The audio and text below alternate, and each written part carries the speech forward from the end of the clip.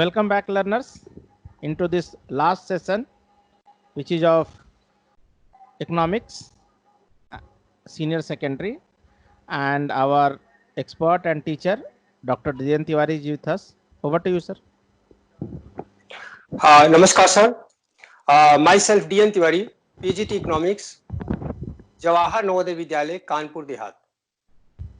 प्यारे बच्चों, आज हम कक्षा 11 में अर्थशास्त्र के माइक्रो इकोनॉमिक्स में पढ़ाए जाने वाले बाजार के विभिन्न स्वरूप के बारे में पढ़ेंगे। प्यारे बच्चों, यह चैप्टर अत्यधिक महत्वपूर्ण है। परीक्षा में 40 में से 10 नंबर मात्र इसी चैप्टर से पूछे जाते हैं। बाजार एक ऐसा चैप्टर है, एक ऐसा अध्ययन है जिसे आप BA, BCom, MA, MCom, MBA, BBA, CA, ICWA, market research इत्यादि इत्यादि सभी कोर्सेज में पढ़ेंगे। प्यारे बच्चों, बाजार आपका पीछा यहीं नहीं छोड़ेगा। बाजार आपकी पढ़ाई की समाप्ति के बाद आपकी क्षमता का मूल्यांकन करेगा। बाजार ही है जो आपका वेतन भी निर्धारित करेगा। तो आप कह सकते हैं बाजार एक ऐसा चैप्टर है, एक ऐसा विषय है, एक ऐसी विषय वस्तु है जो पढ़ाई के साथ भी और पढ़ाई के बाद भी आपके काम आने वाली है। बाजार वास्तव में कई प्रकार के होते हैं। आज के इस पार्ट 1 में हम आपको पढ़ाने जा रहे हैं पूर्व प्रतियोगिता के बारे में, एकाधिकारी के बारे में।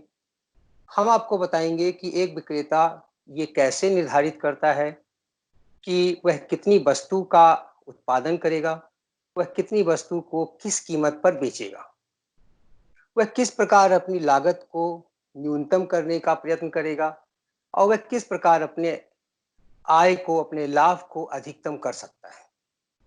प्यारे बच्चों, हम आपको तुलनात्मक अध्ययन भी करके बताएंगे और बताएंगे कि संसाधनों का सही उपयोग किस प्रकार की बाजार अवस्था में होता है।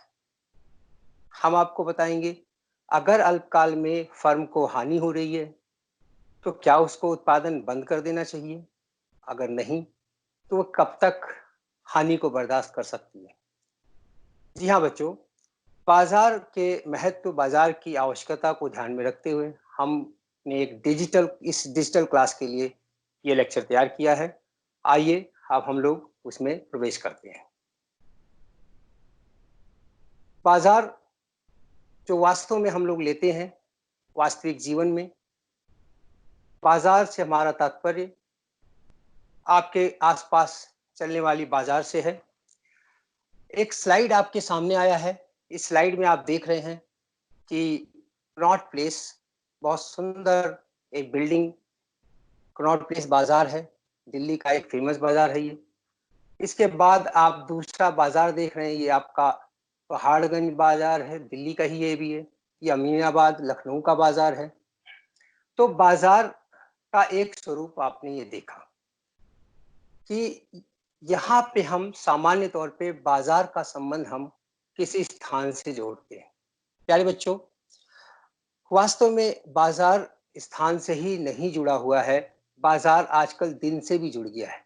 आपके आसपास कभी शनिवार को बाजार लगता है, उसे शनि बाजार कहते हैं। कभी रविवार को बाजार लगता है तो रवि बाजार कहते हैं। इन सारे बाजारों में तरह तरह की वस्तुएं खरीदने आप अवश्य जाते हैं। प्यारे बच्चों, बाजार का यह स्थान से संबंधित या दिन से संबंधित परिभाषा इकोनॉमिक्स की नहीं है। ये एक सामान्य परिभाषा है, इसे सामान्य अर्थ है। आइए अब हम आपको एक और स्लाइड दिखाते हैं। इस स्लाइड में आपके सामने सबसे पहली स्लाइड आप देखिए। इसमें Tata, Toyota, Mitsubishi motor, Maruti Suzuki, hero, Honda, Mahindra, ये सब व्हीकल्स बनाने वाले ब्रांड्स हैं, गाड़ियां बनाते हैं। इसकी दूसरी स्लाइड में अगर आप देखेंगे तो यहाँ पे आप देखते हैं कि BSNL है, जियो है, वोडाफोन है, एयरटेल है। ये सब मोबाइल नेटवर्क नाम का प्रोडक्ट या सर्विस से संबंधित है। स्लाइड के तीसरे में आप देख रहे हैं कोक, गर्मियों का मौसम है, पेप्सी, ये सब आपको कोल्ड ड्रिंक का बाजार है। एविएशन का बाजार आप लास्ट में देख रहे हैं, जहां जहाजें खड़ी हैं अलग अलग कंपनियों की। प्यारे बच्चों, क्या समझ में आया?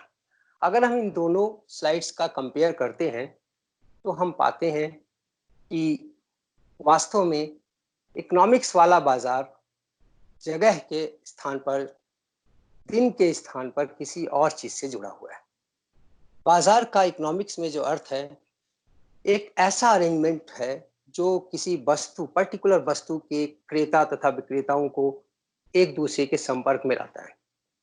So it's an arrangement between the buyers and sellers of a particular product to buy and sell it at a particular price and time. प्यारे बच्चों, ना सिर्फ पर्टिकुलर प्रोडक्ट की बात करते हैं हम लोग बात करते हैं कि ये एविएशन का बाजार है, ये मोबाइल नेटवर्क्स का बाजार है, ये व्हीकल्स का बाजार है, पर्टिकुलरली ये कार का बाजार है। तो we are more concern with the market for a product rather than a place. इसके अलावा बाजार में एक ही वस्तु की, उसकी कीमत और समय की भी बात होती है, क्योंकि ये दोनों चीजें भी उतना ही महत्वपूर्ण रोल अदा करती हैं जितना प्रोडक्ट है। तो market is an arrangement between the buyers and sellers of a particular product to come into contact to buy and sell. अब ये कांटेक्ट में कैसे आते हैं?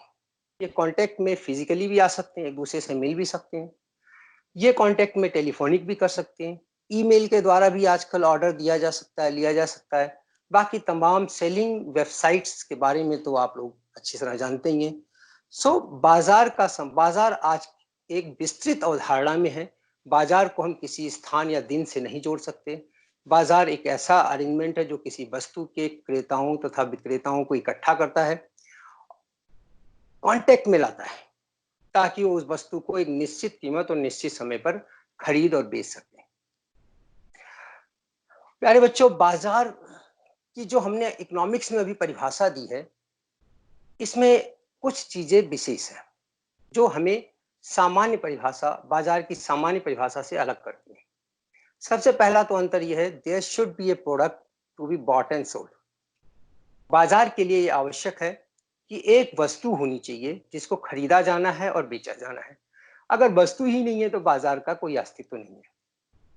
दूसरी बात है presence of buyers and sellers. तो वस्तु है, नेचुरली उसके खरीदार भी होने चाहिए, विक्रेता भी होने चाहिए। अब ये खरीदार कई प्रकार के हो सकते हैं, विक्रेता कई प्रकार के हो सकते हैं।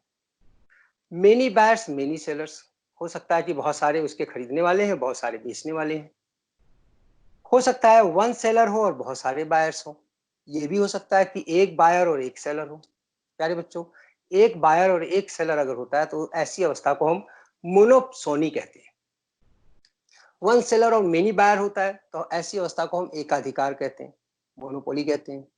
मेनी बायर्स मेनी सेलर्स को हम परफेक्ट कंपटीशन की तरफ भी ले जा सकते हैं और ले जा सकते हैं मोनोपोलिस्टिक कंपटीशन की तरफ भी। A few sellers and many buyers भी हो सकते हैं। सेलर्स तो कम है संख्या में, लेकिन बायर्स बहुत सारे हैं, ऐसा भी हो सकता है। ऐसी अवस्थाओं को हम ओलिगोपोली कहते हैं। दो सेलर हो सकते हैं और बहुत सारे खरीदने वाले हो सकते हैं, तो उनको हम डिओपोली कहते हैं, द्वयाधिकार कहते हैं। इसके अलावा एक कीमत भी होनी चाहिए और समय भी होना चाहिए। तो हमने आपको बताया, बाजार, अगर अर्थशास्त्र में हम बाजार की बात करेंगे तो सबसे पहले एक वस्तु होनी चाहिए, उसके क्रेता विक्रेता होने चाहिए। अब ये क्रेता विक्रेता अलग अलग तरीके से हो सकते हैं। इसके अलावा यह वस्तु एक निश्चित समय और निश्चित कीमत पर क्रय और विक्रय करने के लिए तैयार होनी चाहिए। इसको हम बाजार कहते हैं। तो market is an arrangement between the buyers and sellers of a particular product to come into contact to buy and sell it at a particular price and time, is known as market. अब इसके बाद अगर हम आगे बढ़ते हैं तो बाजार के, मैंने अभी आपको बताया, कई स्वरूप होते हैं। Perfect competition, monopoly, monopolistic competition, oligopoly और डिओपोली। प्यारे बच्चों, पूर्ण प्रतियोगिता, एकाधिकारी, एकाधिकारिक प्रतियोगिता, अल्पाधिकारी और द्वैधाधिकारी। अगर हम क्लासिफिकेशन की बात करते हैं तो अर्थशास्त्रियों में इस बात को लेकर मतभेद है कि ये 5 प्रकार में रखे जाएं, 3 प्रकार में रखे जाएं, 2 प्रकार में रखे जाएं। तो हमें इस मतभेद के विभेद में नहीं पड़ना है, हमें इन पांचों के बारे में डिटेल में अध्ययन करना है। प्यारे बच्चों, हम आज कोशिश करेंगे पूर्ण प्रतियोगिता के बारे में पढ़ेंगे और पढ़ेंगे हम एकाधिकारी के बारे में। पूर्ण प्रतियोगिता की डेफिनेशन हम पढ़ेंगे, उसके फीचर्स पढ़ेंगे, उसकी अल्पकाल और दीर्घकाल के संतुलन के बारे में पढ़ेंगे। हम पढ़ेंगे कि किस प्रकार एकाधिकार परफेक्ट कंपटीशन में लॉन्ग रन में सामान्य लाभ ही मिलेगा। हम ये भी पढ़ेंगे कि एक किसी भी उत्पादक का संतुलन कैसे निर्धारित होता है। ये सारी चीजें हम पूर्ण प्रतियोगिता से संबंधित पढ़ेंगे। इसके बाद हम एकाधिकारी के बारे में भी पढ़ेंगे। एकाधिकारी किसे कहते हैं, वो कैसे बनता है और उसके क्या क्या प्रभाव होते हैं। संतुलन, वो अपनी वस्तु की कीमत का निर्धारण कैसे करता है, क्या वह इच्छा अनुसार अपनी कीमत निर्धारित कर सकता है। हम पढ़ेंगे संसाधनों का बेहतर प्रयोग कौन सी व्यवस्था करती है इन दोनों में से। हम ये भी पढ़ेंगे कि मोनोपोली के पास ऐसी कौन सी छिपी हुई क्षमता रह जाती है जिससे समाज का कल्याण कम होता है। साथ ही हम दोनों प्रतियोगिताओं के बारे में, कंपटीशन के बारे में, दोनों मार्केट फॉर्म्स के बारे में कंपेरेटिव स्टडी भी करेंगे। तो आइए अब हम सबसे पहले परफेक्ट कंपटीशन की बात करते हैं। इससे पहले हम ये आपको बताना चाहेंगे, हमने सबसे पहले इन्हीं दोनों को क्यों चुना है। ये भी एक प्रश्न उठता है कि 5 में से हमने इन्हीं दोनों को क्यों चुना है। उसका कारण है, इन दोनों में कुछ कॉमन फीचर है। कॉमन फीचर तो सबसे बड़ा इन दोनों में यह है कि दोनों ही काल्पनिक हैं, इमेजिनरी हैं, इनका वास्तविक जीवन में पाया जाना संभव नहीं है। एक तरफ हम देखते हैं पूर्ण प्रतियोगिता में होमोजीनिटी ऑफ प्रोडक्ट पूर्ण प्रतियोगिता को काल्पनिक बनाती है, तो दूसरी तरफ absence of close substitutes monopoly को काल्पनिक बनाती है। प्यारे बच्चों, पूर्ण प्रतियोगिता की एक खासियत, एक मान्यता है कि वस्तु रूप, रंग, आकार, क्वालिटी इत्यादि से समरूप होती है। इसके उदाहरण में लोग ग्रेन्स का एग्जाम्पल देते हैं, गेहूं का एग्जाम्पल देते हैं, चावल का एग्जाम्पल देते हैं, या ऐसे पदार्थों का एग्जाम्पल देते हैं जो होमोजीनियस होते हैं, एक जैसे लगते हैं। लेकिन अगर आप थोड़ी सी भी जानकारी रखते हैं तो इस चीज को जरूर जानते हैं कि वास्तव में गेहूं भी अलग अलग जगह का अलग अलग होता है। एमपी का गेहूं ब्राउन कलर का होता है, उसका आटा ज्यादा अच्छा माना जाता है। इस तरह से चावल की वैरायटीज आपकी 15-20 रुपए से शुरू होकर 100-150 रुपए, 200 रुपए तक किलो के हिसाब से जाती है। तो ऐसा क्यों है? कोई भी वस्तु होमोजीनियस हो ये आवश्यक नहीं है, बहुत मुश्किल है कि इसी कारण पूर्ण प्रतियोगिता में इसको हम देखते हैं कि पूर्ण प्रतियोगिता एक काल्पनिक स्वरूप ले लेती है। पूर्ण प्रतियोगिता के काल्पनिक स्वरूप लेने के पीछे और भी कई कारण हैं जिसको अभी हम डिटेल में अध्ययन करेंगे। जहां तक एकाधिकार की बात है तो एकाधिकार कहता है कि भाई वो एक ऐसी वस्तु को बेच रहा है जिसकी कोई क्लोज सब्स्टिट्यूट्स उपलब्ध नहीं है। प्यारे बच्चों, इंडियन रेलवे का हम एग्जांपल देते हैं, लेकिन अगर हम ट्रांसपोर्टेशन इंडस्ट्री को लेते हैं तो क्या आने जाने के लिए खाली हमें रेलवे की ही आवश्यकता, उसका विकल्प नहीं है कोई, उसका सब्स्टिट्यूट गुड्स नहीं है कोई अवेलेबल? जी हाँ, हम बस से जा सकते हैं, हम प्लेन से भी जा सकते हैं। अगर means and modes of transportation की बात करते हैं हम एक इंडस्ट्री के रूप।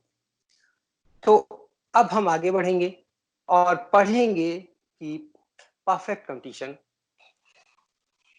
क्यों है, क्या है।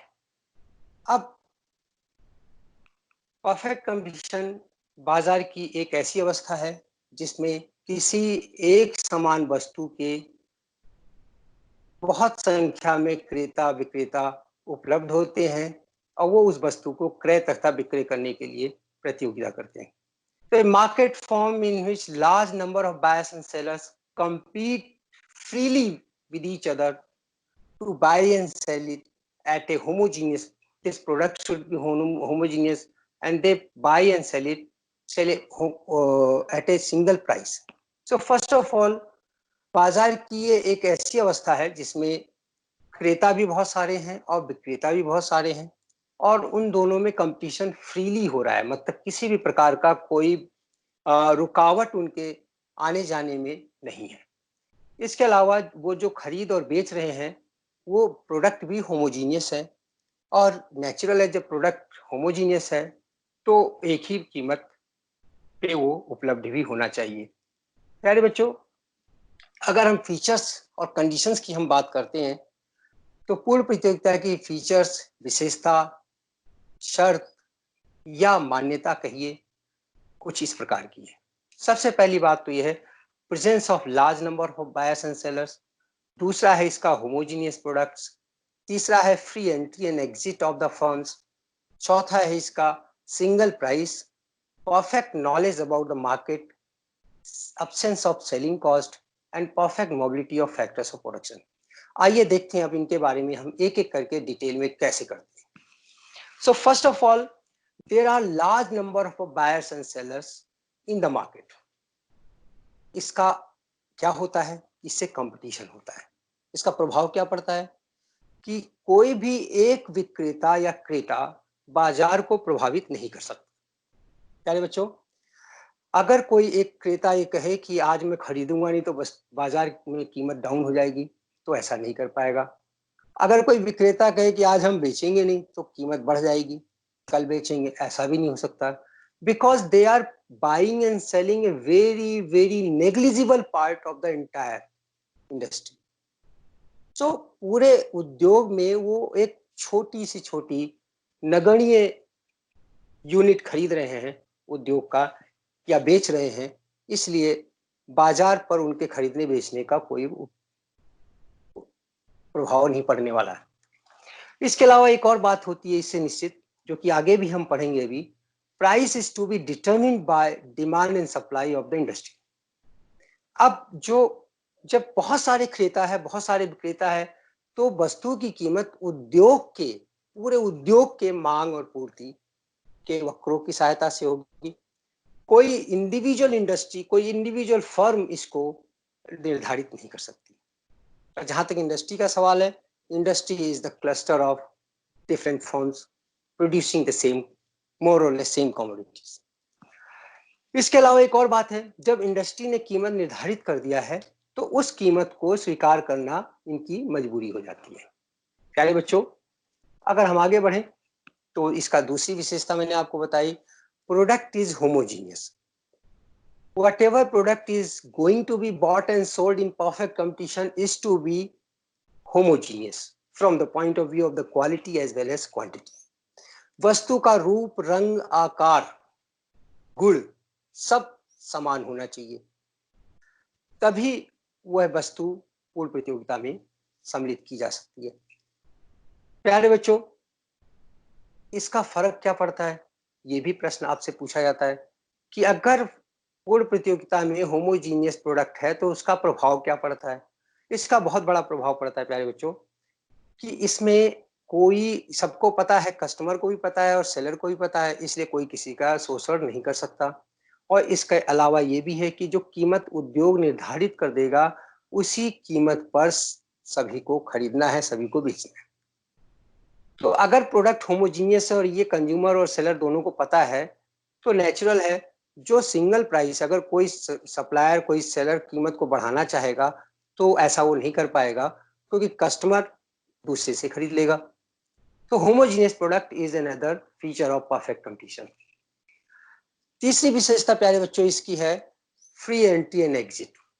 अगर हानि हो रही है तो फर्में छोड़कर जा सकती हैं, अगर फायदा हो रहा है, प्रॉफिट हो रहा है, तो नई फर्में बाजार में एंट्री कर सकती हैं। प्यारे बच्चों, इसका असर क्या होता है? अब यहाँ अगर हम इसके असर की बात करें तो हम देखते हैं कि there will be only normal profit in the long run. अगर अल्पकाल में फायदा हो रहा है तो नई फर्में आ जाएंगी, और नई फर्मों के आने से उद्योग की पूरी पूर्ति बढ़ जाएगी, और उद्योग की सप्लाई बढ़ने से संतुलित कीमत डाउन हो जाएगी। संतुलित कीमत डाउन होने से लाभ की जो मार्जिन है वो भी कम होता जाएगा, और ये तब तक कम होता जाएगा जब तक कि सामान्य लाभ न मिलने लगे। अगर अल्पकाल में हानि हो रही है तो सीमांत फर्में बाजार को छोड़कर चली जाएंगी और बाजार को छोड़कर जाने से सप्लाई कम होगी और जब सप्लाई कम होगी तो कीमत में उछाल आएगा, थोड़ी बढ़ेंगी और ये तब तक बढ़ती जाएंगी जब तक कि सामान्य लाभ ना मिलने लगे। प्यारे बच्चों, फ्री एंट्री एंड एग्जिट के कारण पूर्ण प्रतियोगी फर्म को दीर्घकाल में सामान्य लाभ की प्राप्ति होती है।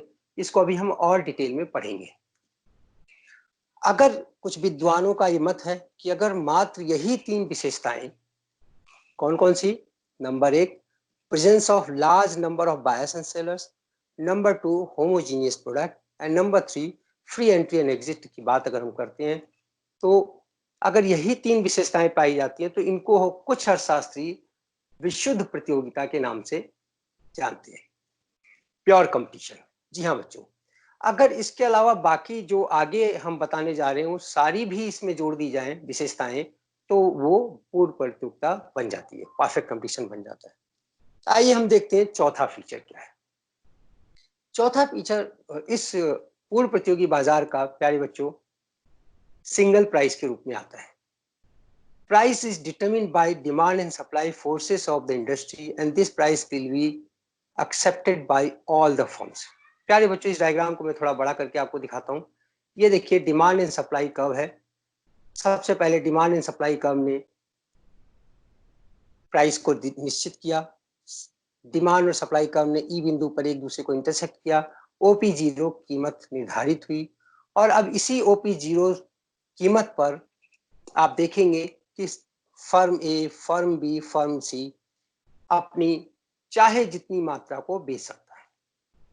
प्यारे बच्चों, आप इसके अंदर देख रहे हैं कि ये जो कीमत है यही कीमत हर फर्म, चाहे फर्म ए हो, चाहे फर्म बी हो, चाहे फर्म सी हो, चाहे फर्म डी हो, large number of firms are there, so many firms are there, every firm has to accept the price determined by the industry's demand and supply curve। ये आपको मानना होगा। तो industry is the price maker and firm is the price taker, आप कह सकते हैं। इसके बारे में थोड़ा और डिटेल अभी हम जानकारी आपको देंगे।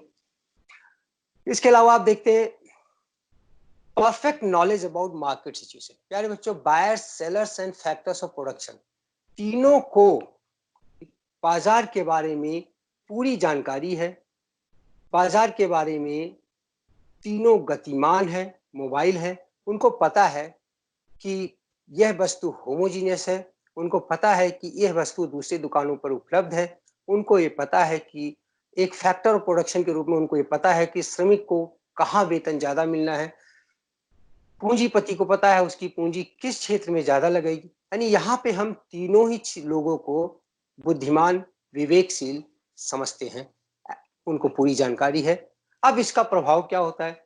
अगर इसके हम प्रभाव की बात करें तो सबसे पहली बात, कोई किसी का शोषण नहीं कर सकता क्योंकि जानकारी है सबको। इसके अलावा buyers, sellers both are rational and are having full knowledge about the product and market situation. Buyers को भी पता है, सेलर्स को भी पता है ये कि बाजार में क्या हो रहा है, प्रोडक्ट की क्या क्वालिटी है। प्यारे बच्चों, छठा जो पॉइंट है, छठी जो विशेषता है, अगर आप देखते हैं तो इसमें पाएंगे एब्सेंस ऑफ सेलिंग कॉस्ट। ऐसी लागतें जो किसी वस्तु के उत्पादन के दौरान उठाई जाती हैं उनको हम उत्पादन लागत कहते हैं, लेकिन ऐसी लागतें जिनको हम किसी वस्तु के बेचने, विक्रय करने की प्रक्रिया के दौरान उठाते हैं उनको हम विक्रय लागत कहते हैं। प्यारे बच्चों, पूर्ण प्रतियोगिता में विक्रय लागतों का सर्वथा अभाव पाया जाता है। विक्रय लागतों में क्या क्या है? जो प्रचार, एडवर्टाइजमेंट पे हम खर्चा करते हैं, जो ट्रांसपोर्टेशन कॉस्ट है, पैकेजिंग कॉस्ट है, ये सब चीजें विक्रय लागतें आती हैं। So the amount to be spent by the seller in the process of selling a commodity is known as selling cost, first of all. Secondly, ये in addition to cost of production होता है। Cost of production अलग है, वस्तु का उत्पादन हो रहा है, फैक्टर्स, नॉन फैक्टर्स इनपुट्स पे खर्चा किया जा रहा है, वो कॉस्ट ऑफ प्रोडक्शन है। वस्तु एक बार जब तैयार हो, प्रोडक्शन हो गया है, अब उसको बेचने के लिए जाना है तो उसकी पैकेजिंग होनी है, उसकी एडवर्टाइजिंग होनी है, ये सब चीजें आप देखेंगे, इसको हम सेलिंग कॉस्ट कहते हैं। पूर्ण प्रतियोगिता की एक खासियत है कि यहाँ पे ना तो प्रचार माध्यमों पे को कुछ खर्चा होना है, ना ट्रांसपोर्टेशन पे खर्चा होना, ना ही पैकेजिंग पे होना है, क्योंकि प्रोडक्ट होमोजीनियस है। ऐसा कस्टमर भी जान रहा है, ऐसा सेलर भी जान रहा है। और अगर कोई भी इस पे सेलिंग कॉस्ट करता है तो उसको कीमत उद्योग ने निर्धारित की है, वो वस्तु की कीमत को प्रभावित नहीं कर सकता। अल्टीमेटली उसको बाजार से बाहर हो जाना पड़ेगा। सो नो सेलिंग कॉस्ट का फायदा क्या है, इफेक्ट क्या है? It is going to maintain price equality in the market. प्यारे बच्चों, पर परफेक्ट कंपटीशन की एक और खासियत है, इसमें परफेक्ट यूटिलाइजेशन ऑफ रिसोर्सेज भी होता है। Resources are going to be perfectly utilised. कैसे कह सकते हैं हम? क्योंकि पूर्ण प्रतियोगिता में more output at low cost and price is available. पूर्ण प्रतियोगिता की एक खासियत है प्यारे बच्चों कि इसमें ज्यादा उत्पादन कम औसत लागत और कम कीमत पर बाजार में उपलब्ध होता है। इसलिए हम ये कह सकते हैं कि संसाधनों का भरपूर या ऑप्टिमम या अनुकूलतम प्रयोग पूर्ण प्रतियोगिता में होता है। कैसे? इसको हम आने वाले कुछ ही मिनटों में आपके सामने डिटेल में रखेंगे, इसलिए आप थोड़ा आगे बढ़ते हैं। Now some important concept to be introduced. प्यारे बच्चों, ये तो हुआ पूर्ण प्रतियोगिता की विशेषता। अब हम आपको कुछ ऐसे कॉन्सेप्ट इंट्रोड्यूस करने जा रहे हैं जिनका प्रयोग हम बाजार के सारे चैप्टर्स में, सारे टॉपिक्स में करने वाले हैं। जिसमें से सबसे पहला तो यही है, how is demand curve derived for a perfectly competitive firm. एक पूर्ण प्रतियोगी फर्म का मांग वक्र कैसे डिराइव किया जाता है। दूसरा चीज जो हम आपको बताएंगे वो है प्रोड्यूसर्स का इक्विलिब्रियम, प्रोड्यूसर्स इक्विलिब्रियम कंडीशंस। एक आपने कंज्यूमर का इक्विलिब्रियम पढ़ा होगा, आपने मार्केट का इक्विलिब्रियम पढ़ लिया, आपने सेलर के बारे में पढ़ा, लेकिन आपने मार्केट इक्विलिब्रियम के बारे में भी पढ़ लिया, लेकिन अभी आपने प्रोड्यूसर कैसे कितना उत्पादन करेगा, कितना वो बेचेगा, किस लागत पे बेचेगा, किस कीमत पर बेचेगा, तो प्रोड्यूसर संतुलन में कब होगा, इसके बारे में भी नहीं पढ़ा है, तो ये हमें आपको बताना होगा। तो सबसे पहले हम आपको बताएंगे कि पूर्ण प्रतियोगिता का डिमांड कर्व कैसे निकाला जाता है। दूसरा हम आपको बताएंगे कि एक उत्पादक का संतुलन शर्त क्या होती है। तो let us see how is the price and demand curve determine. कैसे हम डिराइव करेंगे इसके बारे में मैंने आपको बताया।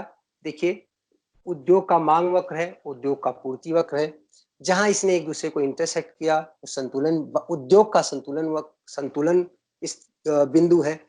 और इस संतुलन बिंदु पर उसने OP0 उद्योग ने कीमत निर्धारित कर दी है।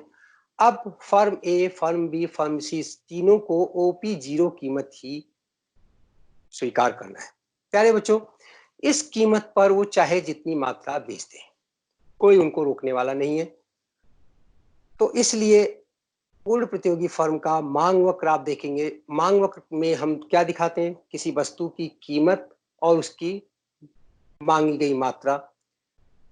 तो यहां पर अगर हम कीमत लेते हैं और मांगी गई मात्रा वो चाहे जितना बेचे, कीमत निश्चित है, मांगी गई मात्रा चाहे जितना बेचे, तो आप पाएंगे कि एक पैरेलल लाइन मिलेगा आपको सीमांत। अभी इसके बारे में और हम डिटेल में आपको बताने जा रहे हैं डेटा के साथ, इसलिए यहाँ पे हम थोड़ा और आगे बढ़ेंगे। तो मांग वक्र की यहाँ खासियत होगी पैरेलल टू एक्स एक्सिस होगा और पूर्णतया इलास्टिक होगा, पूर्णतया लोडशील होगा। ओपी कीमत पर फर्म चाहे जितनी इकाइयां बेचना चाहे वो बेच सकती है। बाजार उसके पास असीम है, असीम मात्रा में क्रेता तैयार है खरीदने के लिए। शर्त है कि वो ओपी कीमत पर ही बेचे। इसके बाद अगर हम आगे बढ़े तो इसको थोड़ा डेरिवेशन के एंगल से अगर हम देखते हैं कि कैसे हम इसको डेरिवेट करेंगे, तो आपके सामने है, देखिए, पूर्ण प्रतियोगी फर्म में उद्योग ने 10 रुपए अगर कीमत निर्धारित कर दी है, और तो इस 10 रुपए पे चाहे तो फर्म 0 इकाई बेचे, चाहे 1 बेचे, चाहे 2 बेचे, चाहे 3 बेचे, चाहे 4 बेचे, इस तरीके से वो उत्पादन अपना चाहे जितनी मात्रा बेचना चाहे बेचे, कीमत उसके पास यही रहेगी, इस कीमत को वो नहीं बदल सकता।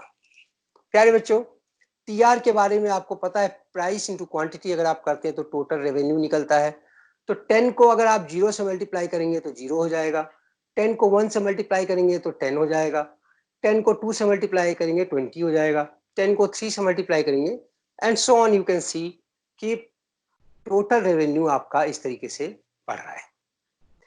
एवरेज रेवेन्यू निकालने के लिए आपको टीआर को क्वांटिटी से, ये आपका जो टीआर आपने निकाला है इसको क्वांटिटी से भाग देते हैं तो आपको एआर निकल आता है। एवरेज रेवेन्यू अगर आपको निकालना है तो आप देखिए 0 को 0 से डिवाइड करेंगे, नॉट डिफाइंड हो गया। 10 को 1 से डिवाइड करेंगे 10 आ जाएगा। 20 को 2 से डिवाइड करेंगे 10 आ जाएगा। 30 को 3 से डिवाइड करेंगे 10 आ जाएगा।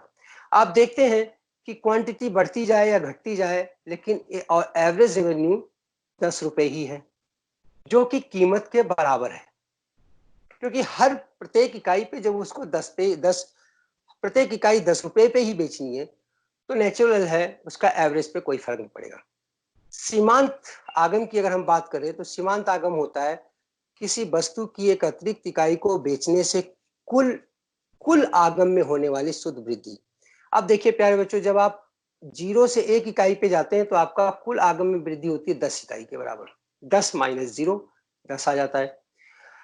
अब जब आप दूसरी इकाई बेचते हैं तो आपको कुल आगम 20 रुपया मिलता है, लेकिन इस 20 में से जो 10 रुपए था पिछली इकाई का था, तो 20 में से 10 गया तो 10 रुपए से मिले दूसरी इकाई को बेचने से। तीसरी इकाई को बेचने से 30 रुपए मिले, टोटल 30 रुपए हुए। लेकिन इस 30 में से अगर 20 को घटा दिया जाए तो तीसरी इकाई से सीमांत आगम फर्म को 10 रुपए ही हो रही है। प्यारे बच्चों, AR/MR के बारे में हमने पिछले चैप्टर में आपको बहुत डिटेल में बताया हुआ है, इसलिए यहाँ पे हम थोड़ा शॉर्ट में ले रहे हैं। तो यहाँ पे आप देखेंगे कि AR और MR दोनों बराबर है। हमने आपको बताया डिमांड कर्व जब बनाते हैं हम तो प्राइस एंड क्वांटिटी को लेकर बनाते हैं। एक्स एक्सिस पे हम क्वांटिटी लेते हैं जो यहाँ लिया हमने, वाई एक्सिस पे हम प्राइस लेते हैं जो यहाँ लिया हमने। तो आप देखिए जब 0 है तब भी 10 है, 1 है तब भी 10 है, 2 है तब भी 10 है, तो हमें एक पैरेलल लाइन मिल रही है। प्यारे बच्चों, जब हम AR कर्व बनाते हैं, AR कर्व बनाने के लिए नीचे हम क्वांटिटी लेते हैं, ऊपर हम AR कर्व लेते हैं वाई एक्सिस पे। अब आप देखिए AR अगर हम 10 लेते, क्वांटिटी 0 है, नॉट डिफाइंड है। क्वांटिटी अगर 1 है तो AR आपका 10 है, तो आपको 1 पे 10 ही वही पॉइंट मिलेगा। इसी तरीके आप देखेंगे MR का कर्व भी बनेगा, तो AR, MR और डिमांड कर्व एक दूसरे के ऊपर मर्ज हो जाएंगे, एक ही डायग्राम बन जाएगा। इसलिए आप कह सकते हैं परफेक्ट कंपटीशन में जो डिमांड कर्व है वही AR कर्व है, वही MR कर्व है। Average and marginal revenue is same and equal to the price in perfect competition. This shows that price is to be accepted by the firm which is determined by the industry. अब आप देखेंगे कि मांग वक्र, यानी कि एक चीज निश्चित हो गई कि एक फर्म चाहे जितनी मात्रा को बेच सकती है, शर्त है कि उसको एक निश्चित कीमत पर ही बेचना है। प्रोड्यूसर्स इक्विलिब्रियम की हमने बताया आपको कि ये दूसरी विशेषता है। इसके अंदर हमें बहुत डिटेल में ये पढ़ना है कि उत्पादक संतुलन में कब रहता है। उत्पादक संतुलन में तब रहता है जब वो अपनी लाभ को अधिकतम करता है या कॉस्ट को मिनिमाइज करता है। अब इसके लिए दो कंडीशंस हैं, दो मेथड्स हैं, एक TRTC मेथड है और एक MRMC मेथड है। प्यारे बच्चों, TRTC मेथड और MRMC method total revenue and total cost की सहायता से भी आप इक्विलिब्रियम कंडीशन निकाल सकते हैं। MRMC के मेथड से भी आप इक्विलिब्रियम कंडीशन निकाल सकते हैं। आइए हम आगे बढ़ते हैं। जहां तक प्रॉफिट की बात है, TRTC मेथड को हम स्टार्ट कर रहे हैं और थोड़ा मैथमेटिकल अप्रोच हम अप्लाई करेंगे। खास करके उन बच्चों को मजा आएगा जिनको मैथमेटिकल जानकारी बीच में थोड़ी है। इसमें हम मैक्सिमम मिनिमम टेक्निक का सहारा लेने जा रहे हैं जो डिफरेंशिएशन या डेरिवेटिव में यूज किया जाता है। प्यारे बच्चों, सबसे पहले आपको प्रॉफिट निकालना होगा, प्रॉफिट फंक्शन निकालना होगा जो कि total revenue minus total cost से निकलता है। तो अगर TR में से TC घटा दें तो आपको प्रॉफिट निकल आएगा। अब आप क्या करेंगे, इस प्रॉफिट को डिफरेंशिएट करेंगे। अभी हम मैथमेटिकल टेक्निक से इक्विलिब्रियम कंडीशन सेट कर रहे हैं। इसके बाद हम इसको डायग्रामेटिकल और टेबल की सहायता से भी करेंगे, इसलिए घबराने की जरूरत नहीं है। ये उन बच्चों के लिए है जिनको मैथमेटिकल जानकारी है। मैथमेटिकल नॉलेज की सहायता से मैक्सिमम मिनिमा टेक्निक का इस्तेमाल कीजिए, क्योंकि ये आपके मैनेजियल इकोनॉमिक्स में भी काम आने वाली है। और इकोनॉमिक्स कोई कहानी नहीं है, इकोनॉमिक्स प्योरली मैथमेटिकली आप एक एक कॉन्सेप्ट इसका सिद्ध कर सकते हैं। तो मैक्सिमा मिनिमा के टेक्निक का सहारा लेते हुए हम प्रॉफिट फंक्शन को डिफरेंशिएट करेंगे विद रिस्पेक्ट टू क्वांटिटी, और that should be equal to 0। तो फर्स्ट ऑर्डर कंडीशन होती है डी पाई, पाई का मतलब होता है profit, with respect to the quantity should be equal to 0। ये फर्स्ट ऑर्डर कंडीशन है। जब आप इसको रीडिफरेंशिएट करेंगे तो इसमें इसकी वैल्यू नेगेटिव होनी चाहिए। ये सेकंड ऑर्डर कंडीशन है। मैथ्स के बच्चे इस चीज को समझ जाएंगे। आइए अब हम आगे बढ़ते हैं। Total revenue total cost method diagrammatically कैसे हम कर सकते हैं। प्यारे बच्चों, थोड़ा सा इसको हम आपको एलिब्रेट करेंगे।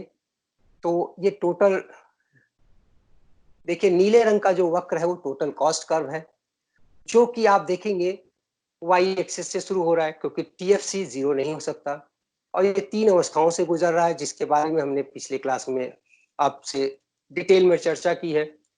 टीसी कर्व आप देखिए रेड कलर में जा रहा है, डार्क रेड कलर में टीआर कर्व जा रहा है, जो कि 0 इकाई से 0 से स्टार्ट हो रहा है।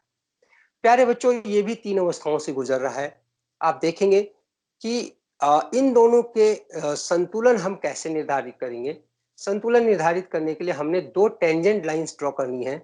टेंजेंट स्पर्श रेखा टी टी हमने ड्रॉ की टीसी कर्व पे, और टी प्राइम स्पर्श रेखा हमने ड्रॉ किया टीआर कर्व पे। दोनों रेखाएं एक दूसरे के समानांतर हैं, जो कि ये बताती हैं कि दोनों रेखाओं का ढाल बिंदु ए और बिंदु बी पर समान है। तो slope of TR is nothing but MR and slope of TC is nothing but MC. तो यहाँ इन दोनों के बीच का गैप अधिकतम होना चाहिए, तो समझ लीजिए संतुलन बरकरार है। आइए इसको अब हम एमआर एमसी की टेक्निक से भी थोड़ा सा समझें। प्यारे बच्चों, यहाँ पे हम देखते हैं, ये देखिए ये एमसी कर्व है, जो एमआर कर्व को 2 बिंदुओं पे काट रहा है, बिंदु ए पे और बिंदु ई पर। तो संतुलन के लिए 2 शर्तें होती हैं। सर, पहली बात है जी, shall we go for a ji ji, break? थोड़ा इसको खत्म कर लेने दीजिए, ओके सिर्फ सर, इसी को इस डायग्राम को खत्म कर लेते ठीक हैं। है, ठीक है। हाँ, तो यहाँ पे देखिए एमआर कर्व एक पैरेलल रेखा जो भी हमने डिराइव किया है, एमसी कर्व यू आकार का है, और हम पाते हैं बिंदु ए और बिंदु ई पर एमआर एमसी के बराबर है। ये हमारी संतुलन की पहली शर्त है। प्यारे बच्चों, यही सफिशिएंट नहीं है। बिंदु ए से जब बिंदु बी की तरफ वो बढ़ता है विक्रेता, तो वो पाता है कि उसका देखिए हरा वाला पार्ट बी और के, यानी कि उसकी जो सीमांत लागत, एक अतिरिक्त इकाई को बेचने उत्पादन करने में होने वाली लागत जो है वो के क्यू वन है, जबकि एक अतिरिक्त इकाई को बेचने से मिलने वाली राशि जो है वो बी क्यू वन है। अब आप यहाँ देखेंगे कि प्रति इकाई उसको बीके के बराबर फायदा होने लगता है, और हरा वाला पार्ट उसका टोटल प्रॉफिट होता है।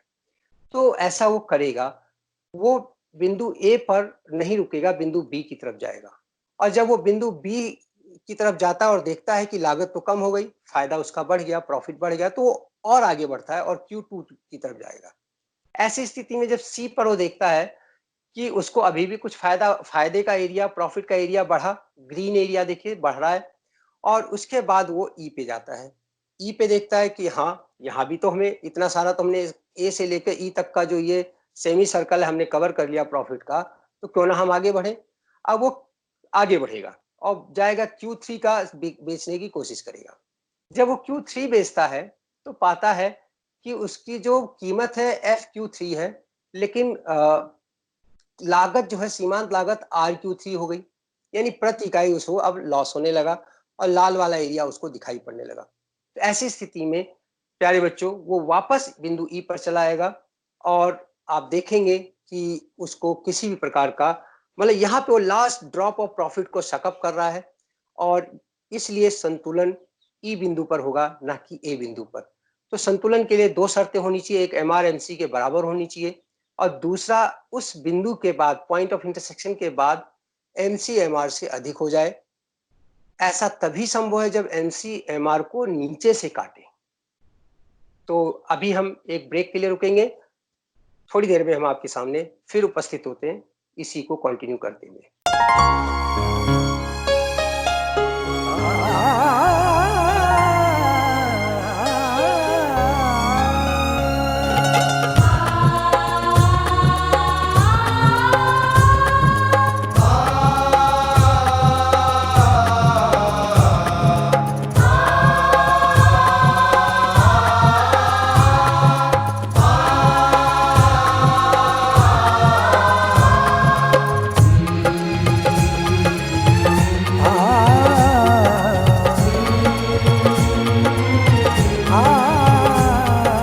जीवन ये प्रकाशित करने, राहों को आलोकित करने,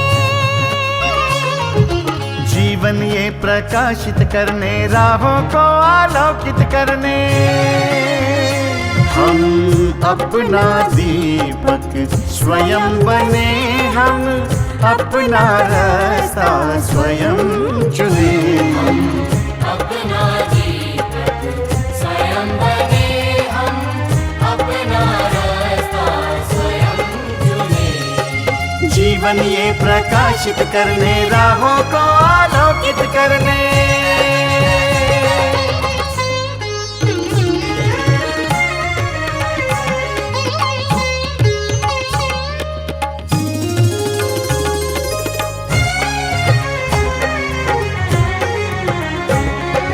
धन साधन समय की सीमा से विद्यालय जो मुक्त हो, धन साधन समय की सीमा से विद्यालय जो मुक्त हो। कभी पढ़े हम कहीं पढ़े, वे विषय की लोच से युक्त हो। कभी पढ़े हम कहीं पढ़े, वे विषय की लोच से युक्त हो। मित्रों हम उठे और जागे, मंजिल आने की ध्वनि सुने, हम अपना दीपक स्वयं बने, हम अपना रास्ता स्वयं चुने। जीवन ये प्रकाशित करने, राहों को आलोकित करने।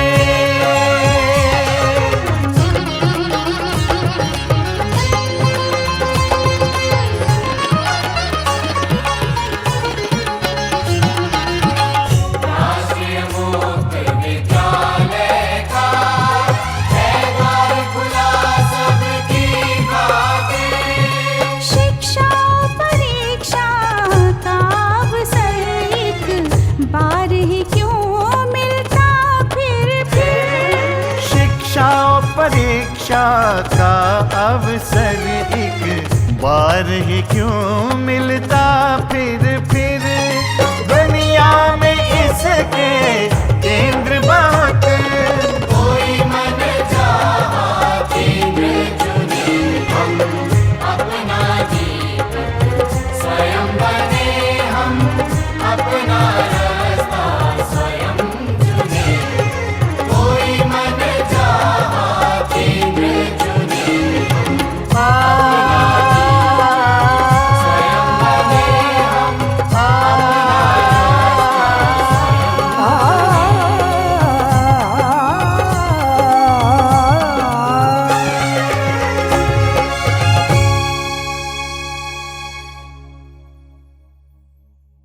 वेलकम बैक बच्चों। हम लोग डिस्कस कर रहे थे कि अगर MCMR को दो डिफरेंट बिंदुओं पर काटता है तो कौन सा बिंदु संतुलन का होगा। यहाँ पे आप देख रहे हैं बिंदु A और बिंदु E दोनों पर ही MCMR को काट रहा है। कुछ बच्चों ने ये क्वेश्चन भी पूछा है तो मैं चाहूंगा उनको बहुत डिटेल में बता दूं कि इस बिंदु A पर आप देखेंगे कि MCMR के इक्वल तो है, लेकिन जब वो A से B की तरफ बढ़ता है तो आप देखिए कि उसका सीमांत लागत KQ1 हो जाता है, जबकि सीमांत आगम BQ1 है। ऐसी स्थिति में उसे प्रति इकाई प्रॉफिट होने लगती है और परिणाम स्वरूप उसके लिए हितकर है कि वो और आगे बढ़े। प्यारे बच्चों, वो यही नहीं रुकेगा, वो B से C बिंदु पर भी जाना चाहेगा। C बिंदु पर वो देखता है कि अभी उसको प्रॉफिट कुछ ज्यादा मिल रहा है, पर इकाई CL यूनिट के बराबर उसको फायदा मिल रहा है, तो वो बिंदु C पर जाएगा और Q2 बेचना चाहेगा। उसकी यात्रा आगे भी बढ़ेगी और वो QE तक जाएगा। यहाँ पर फिर MCMR के इक्वल हो गया है। प्यारे बच्चों, अगर हम यहाँ देखते हैं तो पाते हैं कि वो क्योंकि वो विक्रेता है, इसलिए लाभ का अंतिम बूंद की उठाने की कोशिश करेगा, प्राप्त करने की कोशिश करेगा। ऐसी स्थिति में वो बिक्री को और आगे बढ़ाएगा और वो Q3 तक जाने की कोशिश करेगा। लेकिन अब वो देखता है कि उसको प्रति इकाई जो कीमत मिल रही है FQ1, जबकि प्रति इकाई लागत उसकी है RQ3। तो ऐसी स्थिति में प्रति इकाई उसको हानि हो रही है RF के बराबर। और लाल वाला क्षेत्र जो है आपको दिख रहा है रेड कलर में, ये लॉस का इंडिकेटर है, इसलिए वो अपना कदम वापस ले लेगा और वो बिंदु E पर चलाएगा। तो यदि MCMR को दो विभिन्न बिंदुओं पर काट रहा है तो वह बिंदु संतुलन का बिंदु होगा जो कि राइट मोस्ट होगा, जिस बिंदु के बाद MCMR से अधिक हो जाएगा। यानी कि MCMR को नीचे से इंटरसेक्ट करेगा तो फर्म का, प्रोड्यूसर का, विक्रेता का संतुलन निश्चित हो जाएगा। प्यारे बच्चों, इस संतुलन बिंदु पर विक्रेता अपने लाभ को अधिकतम करता है या हानि को न्यूनतम करता है। इसका एक बेस्ट एग्जांपल मैं आपको दिखा रहा हूं। यहाँ पे आप देखते हैं कि क्वांटिटी 0 से लेकर 1 2 3 4 5 6 जा रही है। प्राइस, जो कि आपको बताया मैंने, पूर्ण प्रतियोगिता में कीमत निर्धारित होती है और स्थिर होती है, उसको परिवर्तन नहीं किया जा सकता। ये टोटल कॉस्ट स्ट्रक्चर है फर्म का। प्रत्येक फर्म का कॉस्ट स्ट्रक्चर अलग अलग होगा। टोटल कॉस्ट के आधार पर औसत कास्ट लागत हमने निकाली है। TC को अगर हम क्वांटिटी से डिवाइड कर दें तो हमें औसत लागत AC निकल आएगी। सीमांत लागत निकालने के लिए TCN माइनस TCN माइनस 1 करते हैं हम। जैसे 219 में से अगर 210 घटा दें तो 9 आ जाएगा, 226 में से 219 घटा दें तो 7 आ जाएगा, 232 में से 226 घटा दें तो इस तरीके से आप देखेंगे MC निकल आएगा। अभी हमने TR, AR और MR के बारे में भी बताया। TR प्राइस को क्वांटिटी से मल्टीप्लाई करने से आता है। AR TR को क्वांटिटी से डिवाइड करने से मिलता है। और MR आप TRN माइनस TRN माइनस 1 से निकाल सकते हैं। प्यारे बच्चों, ये TR, TC, AR, MC इन सब के बारे में हमने पिछले चैप्टर में बहुत डिटेल में पढ़ा है। यहाँ हम देखते हैं कि संतुलन के लिए आप देखिए, अगर MC और MR पे फोकस करें तो MC MR के इक्वल 7 रुपए जो है 2 बार आती है। एक तो जब बस 2 यूनिट वो बेच रहा है और दूसरा जब वो 4 यूनिट बेच रहा है।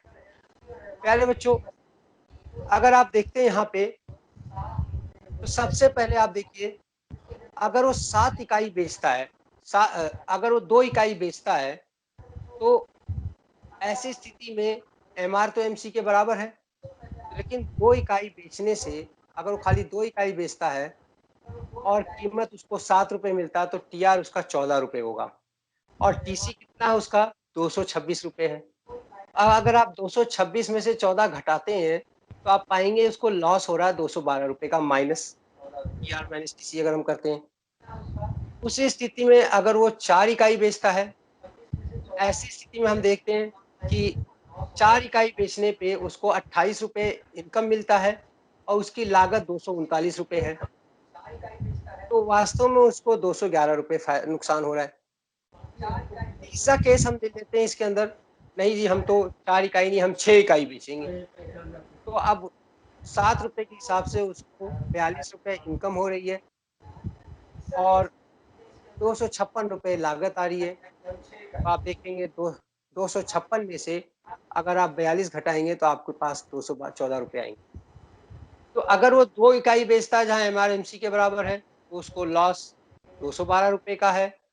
अगर वो 4 इकाई बेचता है तो उसको लॉस 211 रुपए है और अगर वो 6 इकाई बेचता है तो उसको लॉस 214 है। तो आप देखेंगे MC ने MR को जहाँ सेकंड टाइम इंटरसेक्ट किया वो संतुलन का बिंदु है और इस बिंदु पर वो अपनी लागत को मिनिमाइज, अपने हानि को मिनिमाइज कर रहा है। तो प्रॉफिट तो नहीं हो रहा है, लेकिन उसको हानि जो हो रही है वो उसको मिनिमाइज कर रहा है। अगर हम और आगे बढ़ते हैं प्यारे बच्चों,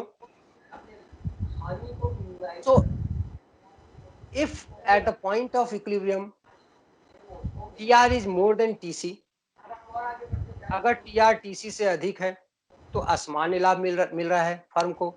अगर टीआर टीसी के बराबर है तो फर्म को सामान्य लाभ मिल रहा है। अगर टीआर टीसी से कम है तो उसे फर्म को लॉस हो रहा है। प्यारे बच्चों, यहाँ पर हमने नॉर्मल प्रॉफिट के बारे में हाईलाइट किया है। नॉर्मल प्रॉफिट, सामान्य लाभ अर्थशास्त्र में अपना एक अलग महत्व रखता है। जहां तक नॉर्मल प्रॉफिट की बात है, the point where total revenue becomes equal to total cost is normal profit. इस पॉइंट पे हम देखते हैं कि फर्म को नॉर्मल प्रॉफिट क्यों मिल रही है।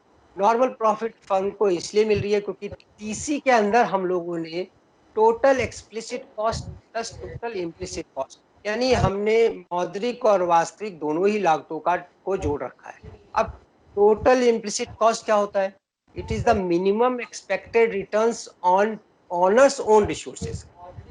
मालिक का जो खुद रिसोर्स लगा है, उसका खुद जो इमारत लगी है, उसकी जो खुद पूंजी लगी है, उसका जो खुद मेहनत लगा है, श्रम लगा है, जिसको वो किसी और को पेमेंट नहीं कर रहा है, उसका मिनिमम एक्सपेक्टेड रिटर्न भी हमने कॉस्ट का हिस्सा बना रखा है। तो जब भी अर्थशास्त्र में टीआरटीसी के बराबर होगा तो फर्म को सामान्य लाभ ही प्राप्त होगा। Price and output determined bye A perfectly competitive firm in the shop. प्यारे बच्चों, अब हम आपको बताने जा रहे हैं कि एक फर्म, एक कुल प्रतियोगी फर्म किस प्रकार अपनी संतुलन बिंदु का निर्धारित करती है, और अल्पकाल में एक कुल प्रतियोगी फर्म को असामान्य लाभ भी मिल सकता है, सामान्य लाभ भी मिल सकता है और हानि भी हो सकती है। ये प्रॉफिट एंड लॉस डिपेंड करेगा उसके लागत के ढांचे पे। जी हाँ बच्चों, उसकी लागत कैसी है यही उसके प्रॉफिट को डिफाइन करेगा। कारण क्या है? कीमत निश्चित है, कीमत उद्योग ने निर्धारित कर दी है और इस कीमत पर उसको बेचना है। अब कीमत अगर निश्चित है तो profit and loss will definitely depend on the cost structure of the firm itself. इसके आगे हम बढ़ते हैं तो अल्पकाल में प्यारे बच्चों आपके सामने एक बहुत रंग बिरंगा डायग्राम है। इकोनॉमिक्स में रंग बिरंगा डायग्राम बहुत कम देखने को आपको मिलेगा, लेकिन आपके सामने मैंने प्रस्तुत करने की कोशिश की है। डीडी का ये इंडस्ट्री का देखिए प्यारे बच्चों, पहला डायग्राम का पहला हिस्सा इंडस्ट्री है और इंडस्ट्री के डिमांड एंड सप्लाई का हमने संतुलित कीमत OP0 का निर्धारित कर दिया है और इस OP0 पर AR-MR सारी फर्मों का समान है। अब हम अगर फर्म ए की बात करते हैं तो आप देखेंगे AC1 और MC1 U आकार के हैं, फर्म ए के हैं और ये इंटरसेक्ट कर रहे हैं एक दूसरे को। प्यारे बच्चों, AC और MC U आकार का क्यों होता है ये आपको हमने ऑलरेडी उत्पादन लागत वाले चैप्टर में बता दिया है डिटेल में। यहाँ पर हम आपको बताएंगे कि फर्म संतुलन में कहाँ पे है। अभी हमने आपको बताया MC अगर MR को नीचे से काटती है तो आप देखिए यहाँ पे E1 पे MC1 वक्र जो है वो MR वक्र को नीचे से काट रहा है, तो ये संतुलन का बिंदु है। इस E1 बिंदु से अगर हम परपेंडिकुलर एक्स एक्सिस पे डालते हैं तो हम पाते हैं Q1 यूनिट्स ये फर्म बेचेगी, और अगर हम E1 बिंदु से प्राइस या Y एक्सिस पे परपेंडिकुलर ड्रॉ करते हैं तो हम पाते हैं कि P1 प्राइस है जो इस फर्म को मिलेगी।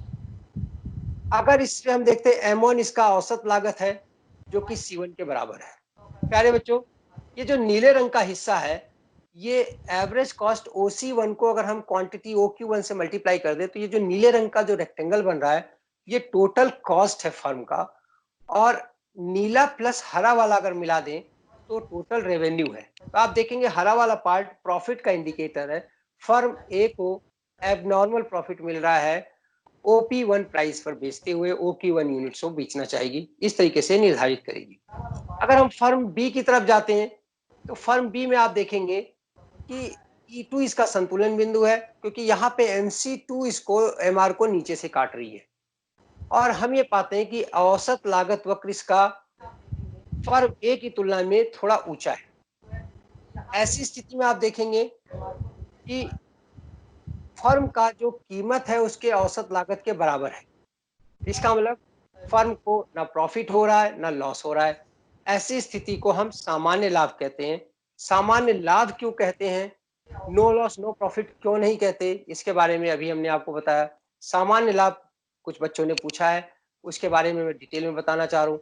सामान्य लाभ इसलिए हम कहते हैं प्यारे बच्चों, क्योंकि इसमें हम टोटल कॉस्ट जब हम कैलकुलेट करते हैं तो टोटल कॉस्ट कैलकुलेट करते समय हम लोग total explicit cost and total implicit cost दोनों जोड़कर रखते हैं।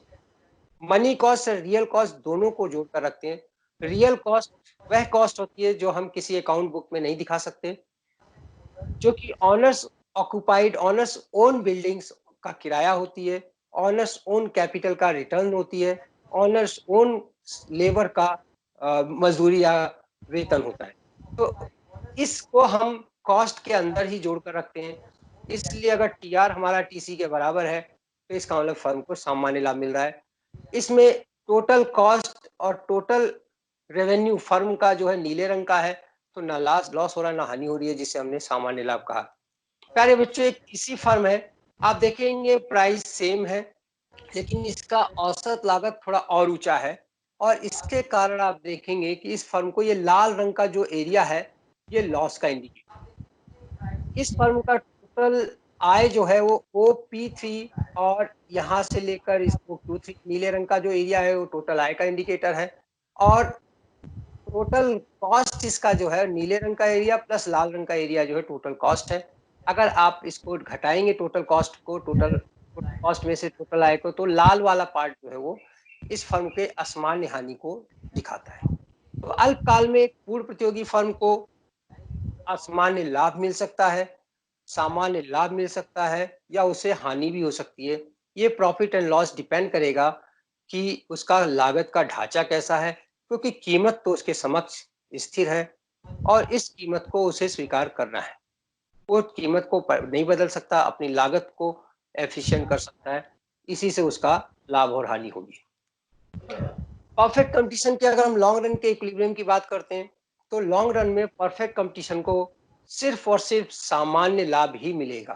सामान्य लाभ क्यों मिलेगा, क्योंकि वहां पे फ्री एंट्री और एग्जिट संभव है। जब फ्री एंट्री और एग्जिट संभव है तो फर्म को सामान्य लाभ ही मिलेगा। ऐसा क्यों मिलेगा, इसके बारे में बताने से पहले हम आपको सीमांत फर्म के बारे में बताना चाहेंगे। मार्जिनल फर्म किसे कहते हैं? प्यारे बच्चों, वह फर्म जिसकी लागत सबसे ऊंची है।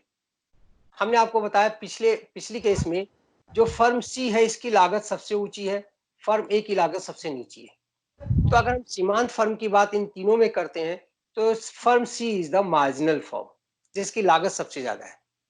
तो अगर सीमांत फर्म को असामान्य लाभ मिल रहा है तो नई फर्मों की एंट्री होगी। ध्यान से देखिए इसको, entry of new firms will take place, और जब एंट्री होगी तो सप्लाई ऑफ गुड्स, पूरा का पूरा इंडस्ट्री का सप्लाई बढ़ेगा, और सप्लाई जब बढ़ता है तो संतुलित कीमत डाउन होती है, जिसके कारण प्रॉफिट का मार्जिन भी डाउन होता है, और ये प्रॉफिट तब तक कम होता जाएगा जब तक कि सामान्य लाभ फर्म को ना मिलने लगे। प्यारे बच्चों, अगर अल्पकाल में सीमांत फर्म को हानि हो रही है, जैसा कि हमने पीछे केस में दिखाया है, तो असामान्य हानि की स्थिति में एग्जिट ऑफ मार्जिनल फर्म, जिन फर्मों को हानि हो रही है वो फर्में छोड़कर जाने लगेंगी, और इससे क्या होगा, सप्लाई स्क्वीज होगा, सप्लाई कम होने लगेगी, और जब उद्योग का सप्लाई वक्र बाईं तरफ खिसकेगा, सप्लाई में इंक्रीज होगी, तो संतुलित कीमत में भी वृद्धि पाई जाएगी, जिससे प्रॉफिट का मार्जिन बढ़ेगा, और प्रॉफिट का मार्जिन तब तक बढ़ता जाएगा जब तक कि सामान्य लाभ तक ना पहुंच जाए। प्यारे बच्चों, इसके बाद अगर हम देखें, अगर नॉर्मल प्रॉफिट मिल रहा है सीमांत फर्म को तो एंट्री और एग्जिट की बात ही नहीं है, जितनी एंट्री होगी उतने एग्जिट होंगे, और ये profit continue normal profit long run में भी रहेगा। तो अल्पकाल में फर्म को असामान्य लाभ भी मिल सकता है, सामान्य लाभ भी मिल सकता है, और हानि भी हो सकती है। यह डिपेंड करेगा उसका कॉस्ट का ढांचा कैसा है, लेकिन दीर्घकाल में पूर्व प्रतियोगी फर्म को सामान्य लाभ ही मिलेगा। क्यों सामान्य लाभ मिलेगा? क्योंकि अगर असामान्य लाभ मिला तो नई फर्में आ जाएंगी, सप्लाई बढ़ा देंगी, कीमत कम कर हो जाएगा और अल्टीमेटली नॉर्मल प्रॉफिट मिलने लगेगा। अगर लॉस हो रहा है तो फर्में चली जाएंगी, सप्लाई में कमी आएगी, कीमतें बढ़ेंगी, मार्जिन प्रॉफिट का मार्जिन बढ़ेगा और ये नॉर्मल। तो ultimately in the long run a perfectly company firm will have to get normal profit. प्यारे बच्चों, अगर हम इसको डायग्राम के रूप में देखें तो आप देखिए LAC is the indicator of long run average cost curve, LAR long run average revenue curve which is coincide with long run margin revenue LMR curve. प्यारे बच्चों, यहाँ पे आप देखते हैं कि MCMR को LMC LMR को नीचे से काट रहा है बिंदु E पर और इस बिंदु पर ही उसका AC भी बराबर है। यानी कि संतुलन बिंदु पर अगर परपेंडिकुलर Y एक्सिस पे डालते तो price, average cost and revenue P is equal to C is equal to R, ये तीनों समान है। और आप पाएंगे कि इस फर्म का जो टोटल रेवेन्यू है वो O, P, E और Q है। टोटल कॉस्ट इसका O, C, E, Q है और ये दोनों के दोनों येलो कलर के एरिया से इंडिकेट कर रहे हैं जो कि समान है। तो फर्म को लॉन्ग रन में सामान्य लाभ मिल रहा है। इसकी कुछ और खासियत मैं आपको यहाँ शेयर करना चाहूंगा क्योंकि आगे ये काम आएगा आपके। LAC जो है वो LMC LAC को उसके मिनिमम बिंदु पर काट रहा है। तो पूर्व प्रतियोगिता ये भी खासियत है कि नंबर एक प्राइस एवरेज रेवेन्यू के बराबर है, तो प्राइस एवरेज कॉस्ट के भी बराबर है और एवरेज कॉस्ट उस एवरेज कॉस्ट के बराबर है जो कि मिनिमम है, क्योंकि MCAC को उसके मिनिमम बिंदु पर काटता है। ऐसा हमने पिछले क्लास में आपको पढ़ाया था। आइए अब हम आगे बढ़ते हैं और बाजार की एक अन्य अवस्था मोनोपोली के बारे में पढ़ते हैं। एकाधिकार, मोनो प्लस पोली। मोनो का मतलब होता है सिंगल, पोली का मतलब होता है सेलर। तो an important market form in which there is a single seller of such a product which is not having any close substitute। बाजार की एक ऐसी अवस्था जिसके अंतर्गत किसी ऐसी वस्तु का एकमात्र विक्रेता बाजार में उपलब्ध है जिसकी कोई भी प्रतिस्थापन वस्तु बाजार में उपलब्ध नहीं है। तो प्रतिस्थापन ही वस्तु का विक्रेता है वो और इकलौता विक्रेता है, उसको हम मोनोपोली कहते हैं। आइए इसके अंदर थोड़ा एग्जांपल देखते हैं जो हमारे साथी लोग देते हैं और देखते हैं कि क्या ये वास्तव में एकाधिकार है यहाँ पे या नहीं है। एकाधिकार के लिए सबसे बड़ा एग्जांपल दिया जाता है इंडियन रेलवे का। इंडियन रेलवे के मामले में मैंने अभी आपको बताया कि मोड ऑफ ट्रांसपोर्ट की अगर हम बात करते हैं तो इंडियन रेलवे इकलौता मोड ऑफ ट्रांसपोर्ट नहीं है। हालांकि फिर भी हम रेलवे की अगर बात करते हैं तो इसको हम एकाधिकारी मान सकते हैं। दूसरी बात है, डिफेंस प्रोडक्ट का उत्पादन करने के लिए DRDO defence research development organisation है जो डिफेंस प्रोडक्ट का उत्पादन करती है, सरकार के निर्देशानुसार करती है, सरकार के द्वारा दी गई अनुमति के आधार पर करती है और लोकसभा राज्यसभा में प्रस्ताव पारित होने के बाद तक। परमाणु का संबंध जो है परमाणु को देखने के लिए NPCIL क्या है, nuclear power corporation of India limited को इसकी अथॉरिटी दी गई है जो कि न्यूक्लियर का प्रोडक्शन कर सकती है। इसके अलावा न्यूक्लियर पावर का प्रोडक्शन कोई और संस्था नहीं कर सकती। अगर हम HAL का एग्जांपल लेते हैं तो हेलीकॉप्टर्स वगैरह के निर्माण में HAL की भूमिका को कोई अब नहीं कर सकता।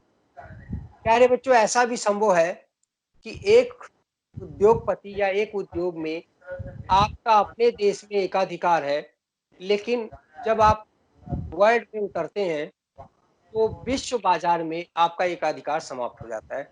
जैसा कि मैंने एग्जांपल दिया DRDO का, जैसा कि मैंने एग्जांपल दिया NPCIL का और HAL। ये अपने देश में तो इनको का एकाधिकार है, लेकिन जब हम अपना न्यूक्लियर पावर या DRDO द्वारा उत्पादित कोई डिफेंस प्रोडक्ट विदेश में बेचना चाहते हैं तो वहाँ हमें कंपटीशन का सामना करना पड़ता है। तो ये संभव है कि एक उत्पादन इकाई का या विक्रेता का देश में एक बाउंड्री में एकाधिकार हो, लेकिन जब वो बाउंड्री के बाहर निकलता है तो वो एकाधिकार समाप्त हो जाता है। अब प्रश्न ये होता है कि एकाधिकार उत्पन्न कैसे? वास्तव में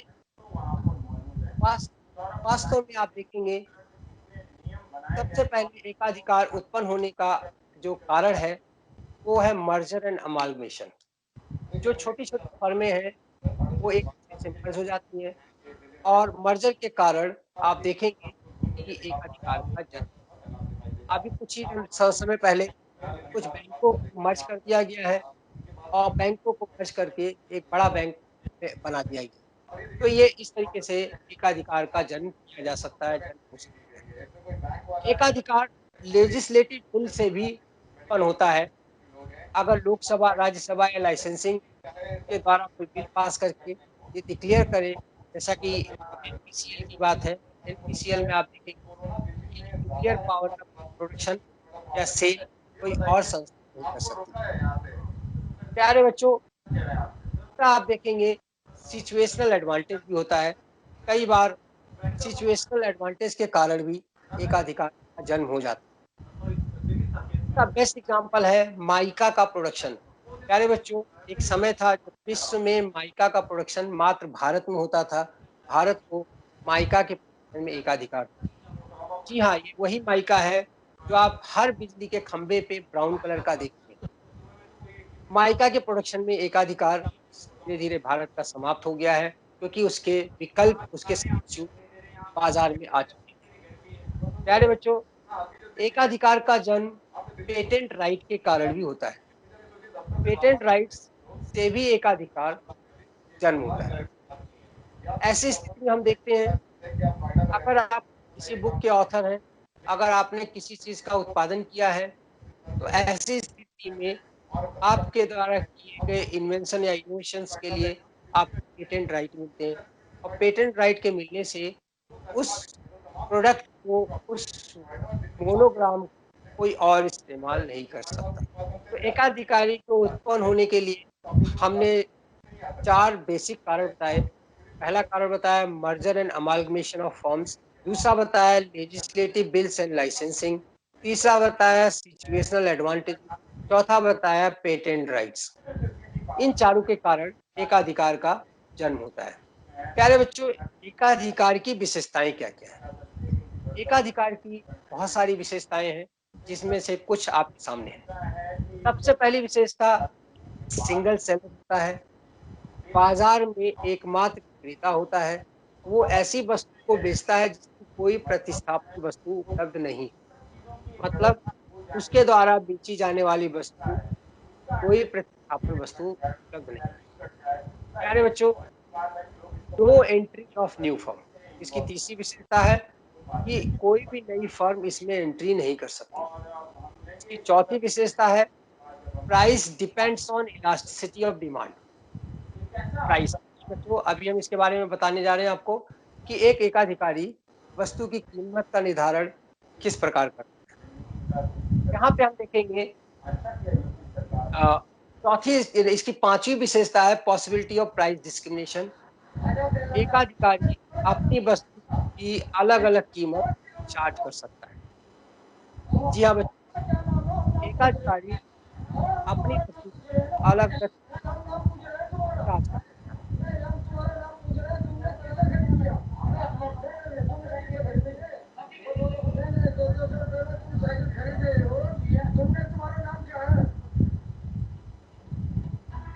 एकाधिकारी अपनी वस्तु की अलग-अलग कीमत चार्ज कर सकता है, ऐसा मैंने आपको बताया। सपोज एक लोकेलिटी में एक डॉक्टर है, आप देखेंगे वो डॉक्टर सेम बीमारी का अलग-अलग लोगों से अलग-अलग कीमत वसूल सकता है। डिपेंड करता है कि उसके सामने मरीज अमीर है तो ज़्यादा कीमत ले सकता है, गरीब है तो कम कीमत ले सकता है।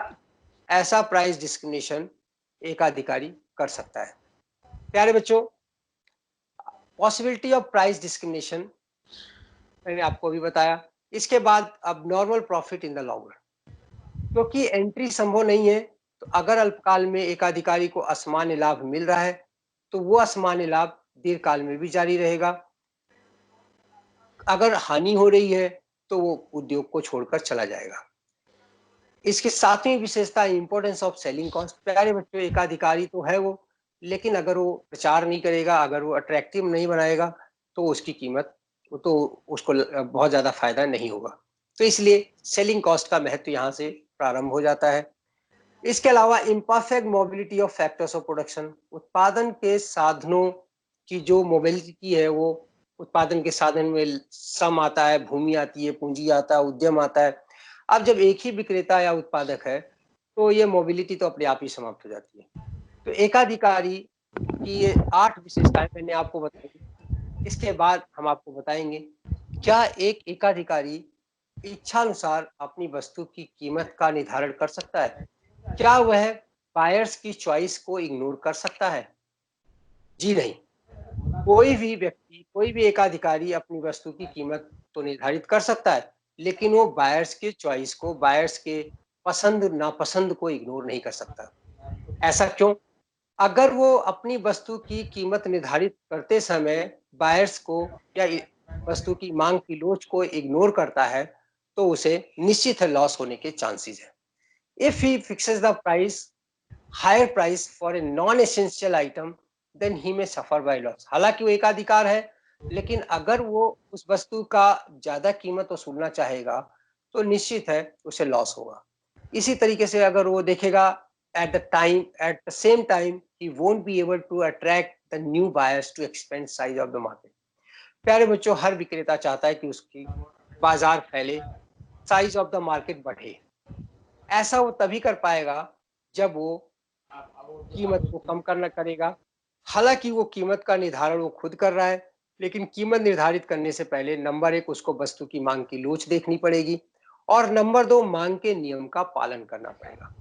मांग का नियम क्या कहता है? जब तुम कीमत कम करोगे तभी नए कस्टमर तुम्हारी वस्तु को खरीदेंगे।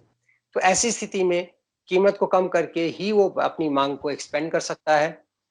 हालांकि कीमत निर्धारित करने की पूरी क्षमता एकाधिकार के पास निश्चित है। आइए हम देखते हैं कि एकाधिकारी का AR और MR कर्व कैसा होगा। देखिए प्यारे बच्चों, इसमें कीमत हमने दी है 10 रुपए पर वो 0 इकाई बेच पाता है, 9 रुपए कीमत पर वो 1 इकाई उसकी लोग खरीदते हैं, 8 रुपए होने पर 2 इकाई खरीदते हैं, और 7 रुपए होने पर 3 इकाई, 6 रुपए होने पर 4 इकाई। इसके आधार पर TR बनता प्राइस इंटू क्वांटिटी करके, और AR बनता है TR बाई Q करके, MR बनता है TRN माइनस 1। कुछ विशेषताएं आप यहाँ समझ लीजिए कि अगर हम प्राइस एंड क्वांटिटी का डायग्राम बनाते हैं तो हम पाएंगे कि ये इसका प्राइस एंड क्वांटिटी का डायग्राम है, जिसे हम मांग वक्र कहते हैं। मांग वक्र में हम प्राइस एंड क्वांटिटी के रिलेशन को दिखाते हैं, और इसके आधार पे MR कर्व बनता है। आप देखिए इसमें प्राइस और AR बराबर है, तो प्राइस AR दोनों एक ही वक्र बनेंगे, डिमांड कर्व और AR कर्व एक ही होगा। इसके आधा, इसका बाइसेक्टर आप देखेंगे कि इसमें MR कर्व होगा। प्यारे बच्चों, अगर यहाँ देखें AR में जो परिवर्तन की दर है 9 से 8 होता है, 8 से 7 होता है, 7 से 6 होता है। मतलब rate of change in AR is 1, whereas rate of change in MR is 2। तो rate of change in MR is twice the rate of change in AR। MR में गिरने की गति AR के गिरने की गति से डबल होती है, इसलिए MR कर्व AR कर्व के नीचे होगा, उसका बाइसेक्टर होगा।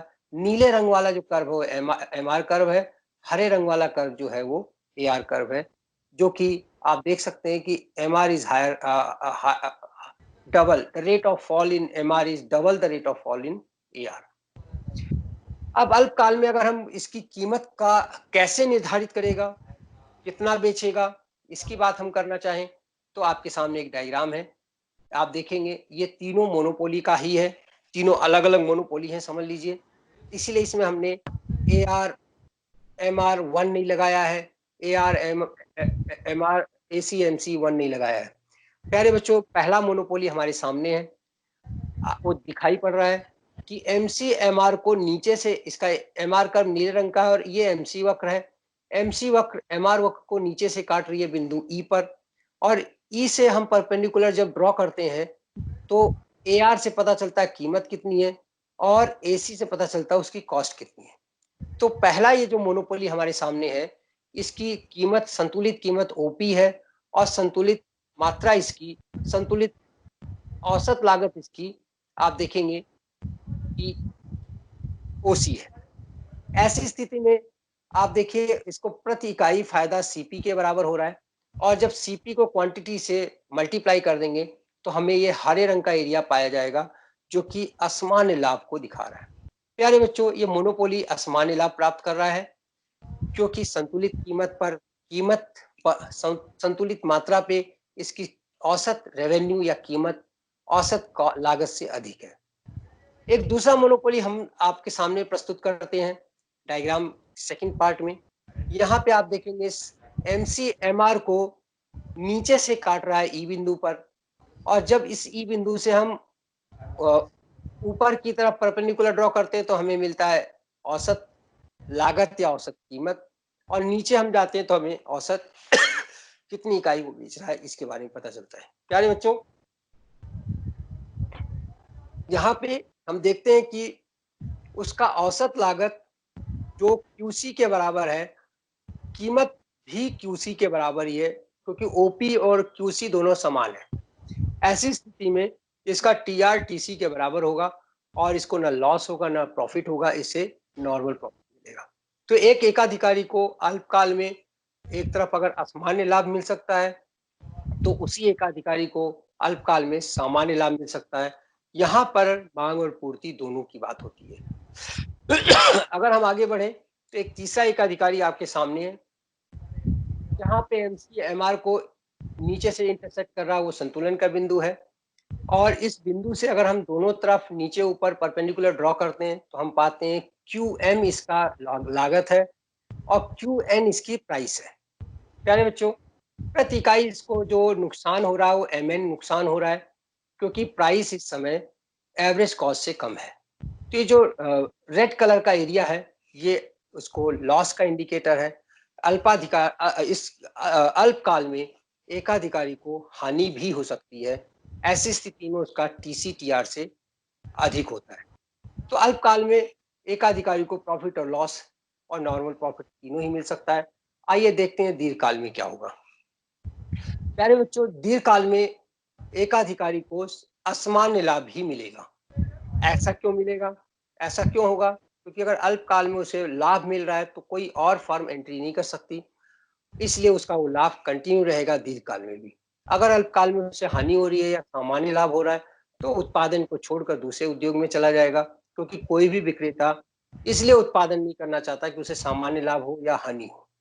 तो ऐसी स्थिति में हम देखते हैं कि एमसीएमआर को, जो लॉन्ग रन एमसी है, लॉन्ग रन एमआर को ई बिंदु पर इंटरसेक्ट कर रही है, और अगर हम इस ई बिंदु से नीचे परपेंडिकुलर ड्रॉ करें तो क्यू मिलता है, इसके ऊपर परपेंडिकुलर करें तो हमें एवरेज कॉस्ट मिलता है एम के बराबर पॉइंट पे और एवरेज रेवेन्यू मिलता है एन पॉइंट पे।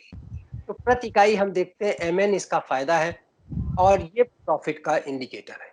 तो दीर्घकाल में मोनोपोली को असामान्य लाभ ही प्राप्त होगा, इसमें कोई संदेह नहीं है, क्योंकि इसमें कोई नई फर्म एंट्री नहीं कर सकती।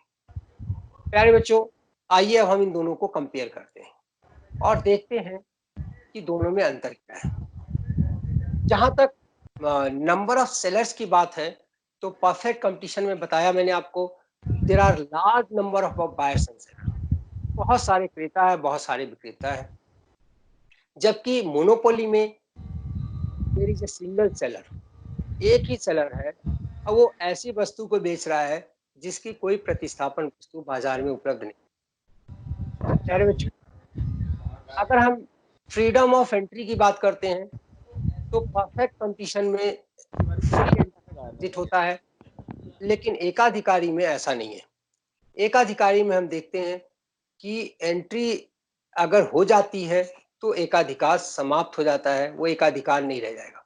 सो entry of new firm is not at all possible as far as monopoly is concern. इसके बाद हम नेचर ऑफ प्रोडक्ट की बात करें तो nature of product perfect competition में प्यारे बच्चों होमोजीनियस होता है, एक समान होता है, समरूप होता है। जबकि परफेक्ट कंपटीशन के बाद अगर हम मोनोपोली में चलें तो वहां प्राइस डिस्क्रिमिनेशन पाया जाता है, वस्तु का कोई विकल्प नहीं होता, कोई और विक्रेता नहीं होता, कोई और वस्तु बाजार में उपलब्ध नहीं होती जो उसको कंपेयर कर सके। इसके बाद अगर हम चौथी बात करें तो नेचर ऑफ डिमांड की बात हम करते हैं। प्यारे बच्चों, परफेक्ट कंपटीशन में जो एक फर्म है प्राइस टेकर होती है, क्योंकि industry is the price maker. Firm के लिए जो डिमांड कर्व है वो परफेक्टली इलास्टिक है। प्राइस जो कि इंडस्ट्री ने फिक्स किया उस प्राइस पे वो चाहे जितना बेच सकती है, खरीदारों की कमी नहीं है। दूसरी तरफ मोनोपोली की खासियत क्या है? विक्रेता इकलौता है, क्रेता बहुत सारे हैं, लेकिन वो अपने लाभ को ध्यान में रखता है और वो लाभ को ध्यान में रखते ही उसका जो डिमांड कब हो जाता है वो डाउनवर्ड स्लोप हो जाता है, इन इलास्टिक हो जाता है, लोचहीन हो जाता है। प्यारे बच्चों, एक स्टूडेंट ने पूछा है कि प्राइस कैसे फिक्स करता है एक मोनोपोली, प्राइस कैसे फिक्स होता है परफेक्ट कंपटीशन में। तो price fixation power lies in the industry as far as perfect competition is concerned, but price is fixed by monopoly। क्योंकि मोनोपोली में क्या है, इंडस्ट्री भी वही है, फर्म भी वही है। इसमें कोई संदेह नहीं है कि मोनोपोली ही कीमत का निर्धारण कर रहा है।